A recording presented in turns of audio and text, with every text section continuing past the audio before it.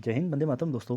आज हम आपके सामने एक इम्पोर्टेंट टॉपिक लाए हुए हैं जो कि हिस्ट्री से संबंधित है और यह है शैलियाँ, जो कि लगभग सभी परीक्षाओं में लगभग 1 या 2 नंबर से पूछा जाता है लगभग। तो दोस्तों इसको ध्यान से देखें और बहुत इम्पोर्टेंट है, आपके आगामी सभी परीक्षाओं में लगभग पूछा जाता है। तो इसको आखिर के वीडियो के आखिर तक बने रहे। इसमें जो हमारी शैलियाँ हैं, इसमें सर्वप्रथम कौन सी शैली आती है? हमारी गांधार शैली आती है। देखो जो गांधार देश शैली की विशेषताएँ हैं दोस्तों, जो हमने इसका वीडियो बना रखी है बहुत सी किताबों से देख के, एक यानी 2-3 किताबों से देख के बना रखी है। तो इसमें हमने सब जो जो इम्पोर्टेंट है वही चीज़ इसमें लिखा हुआ है। तो इसकी विशेषताएं क्या है? गांधार शैली की विशेषताएं हैं, घुंघराले बाल है, जो भी उनकी मूर्तियाँ बनी है उसमें घुंघराले बाल, मूछें हैं और सलवट वस्त्र पहने हुए हैं, बलिष्ठ शरीर है, प्रभामंडल है। प्रभामंडल यानी कि जो सर के पीछे से मतलब जो चित्र बनाया जाता है सूर्य का, उसे प्रभामंडल कहा जाता है। चप्पल पहनी हुई मूर्तियाँ हैं। योगदान में मुद्रा, योगदान की मुद्रा। पश्चिमोत्तर भारत में प्रमुख केंद्र इसका कौन सा है? तक्षशिला है। यूनानी प्रभाव है इसमें। तो एकमात्र एक शैली ऐसी है जिसमें यूनान का प्रभाव है। इसको क्या कहते हैं? इसलिए ग्रीको इंडियन कला भी कहते हैं इसको। किसको? गांधार शैली को। वैदिक एवं संस्कृत साहित्य में इसका उल्लेख मिलता है। बौद्ध धर्म से संबंधित बोधिसत्व मूर्तियाँ, इसमें क्या है? एकमात्र गांधार शैली ऐसी है जिसमें बौद्ध धर्म से संबंधित है। सिर्फ एक मात्र कुषाण शासकों के समय इसमें इसका विकास हुआ। प्रारंभ में क्या था? मिट्टी, चूना, प्लास्टर का प्रयोग किया जाता था मूर्तियाँ बनाने के लिए। और अब परवर्ती काल में जब इसके बाद में भूरे, काले और पत्थर और शीशा आदि का प्रयोग किया जाने लगा। इसमें क्या है? जो बुद्ध की मूर्तियाँ हैं, बैठे हुए बुद्ध, खड़े मुद्रा में, पद्मासन, आंखें बंद है, योग ध्यान मुद्रा में इनकी बुद्ध की क्या है? मूर्तियाँ हैं। भगवान बुद्ध, रोमा देवी आदि। जो भगवान बुद्ध की मूर्तियाँ बनाई गई है, इसमें रोमा देवी जो यूनान की क्या है? प्रमुख देवी है, उनके आधार पर इनकी मूर्तियाँ बनाई गई है। अपोलो देवता से प्रभावित थे। अपोलो देवता कहाँ है? के हैं? यूनान के हैं। तो उससे प्रभावित होके तो ये क्या है? गांधार शैली बनाया गया था। और जो यूनान की, इसमें यूनानी कला मिक्स है। तो इसमें जो बुद्ध की मूर्तियाँ बनाई गई थी उसमें क्या है? यूनान का प्रभाव भी दिखता है। अब यूनान की कौन सी देवी? रोमा देवी की। ठीक है। तो दोस्तों देखो, गांधार शैली का एक हमारा चित्र देखा है तो इसमें बाल बाल है, इसमें कपड़े पहने हुए हैं। ठीक है। प्रभामंडल है जो उसे सर में पीछे से दिख रहा है, आपके प्रभामंडल भी बना हुआ है। तो हमारा नेक्स्ट है मथुरा शैली। अब जो मथुरा शैली है, मथुरा शैली में क्या है? चौड़ा सीना है इनका, बाल विहीन है। अब देखो हमारे क्या था? गांधार शैली में बाल थे और इसमें बाल नहीं है। मूछ विहीन है और वहाँ क्या था? मूछें थी। नग्न मूर्तियाँ हैं कहाँ? मथुरा शैली में। लेकिन गांधार शैली में क्या था? शलभट वस्त्र थे।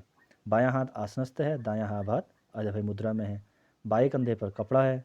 केंद्र कौन कौन से इसके? मथुरा, वाराणसी और कौशाम्बी है। ये पूर्णतः भारतीय कला है, जो कि हमारी गांधार शैली क्या थी? उसमें जो यूनान का जो नई कला था उसका प्रभाव दिखता था। और जो मथुरा शैली क्या है? पूर्णतः भारतीय कला है और बौद्ध, जैन और हिंदू धर्म से संबंधित है। इसमें 3 जो हमारे धर्म हैं, इन तीनों धर्मों का क्या होता है? समावेश है। और जो हमारी गांधार शैली थी वो सिर्फ बौद्ध धर्म से थी। कुषाण शासकों से इसमें विकास, आप देखो गांधार शैली और मथुरा शैली दोनों का विकास कुषाण शासकों के काल में हुआ। प्रसन्न शारीरिक हाव भाव की मूर्तियाँ हैं इसमें। चित्तीदार लाल श्वेत बलुआ पत्थर का प्रयोग किया गया है। भगवान बुद्ध, महावीर स्वामी, यक्ष यक्षिणी की मूर्तियाँ बनाई गई हैं। नृत्य, श्रृंगार आदि कला की मूर्तियाँ भी है। ठीक है। तो क्या है? इसमें वस्त्र विहीन मूर्तियाँ हैं, जो ऊपर भी बताया गया था। लेकिन गांधार शैली में क्या था? वस्त्र पहने हुए थे। और ये क्या पे? मथुरा शैली पे है वस्त्र विहीन है। वरदहस्त, भूमि स्पर्श, अभय मुद्रा। इन तीनों मुद्राओं में क्या है? भगवान जो बुद्ध है, या कह सकते हैं जो महावीर स्वामी है, या यक्ष यक्षिणी की मूर्तियाँ हैं, वो तीनों मूर्तियाँ इस मुद्रा में बनाई गई है। अब देखा भी सकते हैं। देखो, आप देखो इनका दाहिना हाथ क्या है? अभय मुद्रा में है और बायां हाथ क्या है? आसनस्थ है, यानी कमर में क्या है? वस्त्र एक सिर्फ क्या है? बाएं कंधे में वस्त्र पहने हैं, कपड़ा ढके हुए हैं, बस हो गया। अगला है हमारा अमरावती शैली।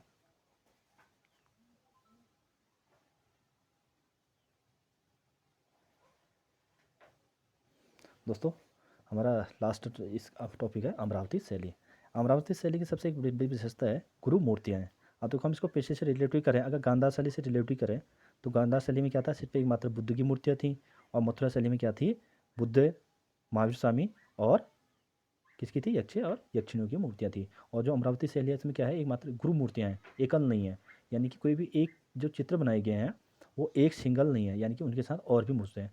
जातक कथाओं की मूर्तियाँ हैं। जातक कथाएं तो आप जानते होंगे कि क्या है? जातक कथाएं क्या है?